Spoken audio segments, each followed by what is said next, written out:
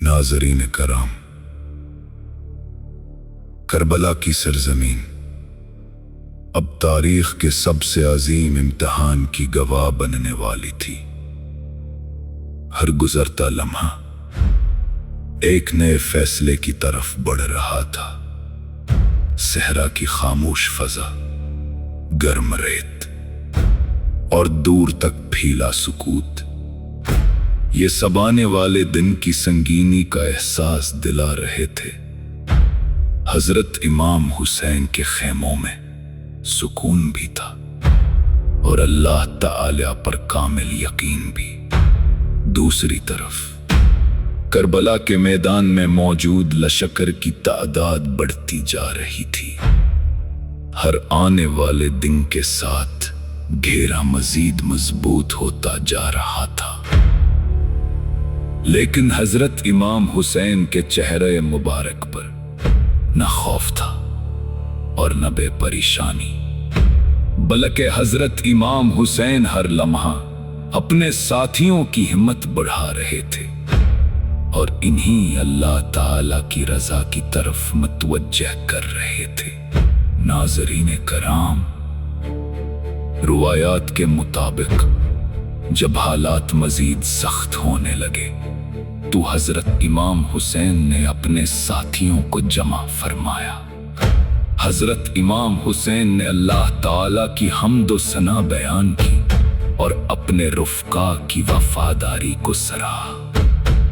پھر حضرت امام حسین نے نہایت شفقت کے ساتھ فرمایا کہ حالات انتہائی نازک ہو چکے ہیں، اگر کوئی واپس جانا چاہے تو وہ آزادی کے ساتھ جا سکتا ہے۔ حضرت امام حسین نے کسی پر کوئی دباؤ نہیں ڈالا۔ یہ ایک عظیم قائد کی پہچان تھی، اپنے ساتھیوں کو حقیقت سے آگاہ کرنا اور انہیں اختیار دینا۔ مگر جو لوگ حق کی خاطر اس قافلے میں شامل ہوئے تھے، انہوں نے ایک زبان ہو کر عرض کیا کہ ہم حضرت امام حسین کا ساتھ ہرگز نہیں چھوڑیں گے۔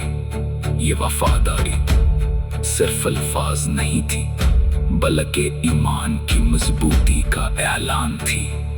ناظرین کرام، اس رات خیموں میں قرآن کریم کی تلاوت کی آوازیں سنائی دے رہی تھیں۔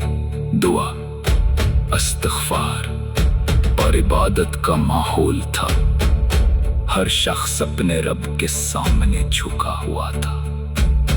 کوئی نماز میں مصروف تھا، کوئی دعا کر رہا تھا اور کوئی اپنے گناہوں کی معافی مانگ رہا تھا۔